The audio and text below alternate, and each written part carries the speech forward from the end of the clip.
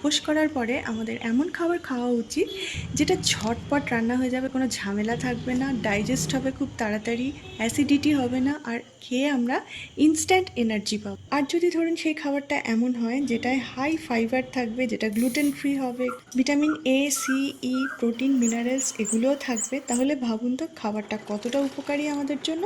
তা আমার আজকে একটা পুজো ছিল, উপোস করেছিলাম। আজকে আমি কি খেয়েছি চলুন সেটাই শেয়ার করি। নিয়ে নিয়েছি 1 কাপ সামা চাল, বা যেটাকে বলে কাউন চাল। সব মুদির দোকানেই এটা পাওয়া যায়। এটাকে বেশ কয়েকবার জল বদলে বদলে ধুয়ে নিতে হবে। তারপরে সামা চাল যা থাকবে তার প্রায় 3 গুণ জল নিয়ে নিতে হবে।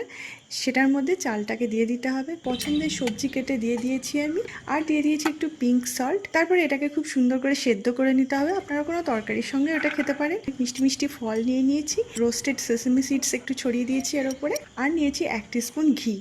ভিডিও ভালো লাগলে লাইক করবেন। দেখা হচ্ছে পরবর্তী ভিডিওতে। সবাই খুব ভালো থাকবেন।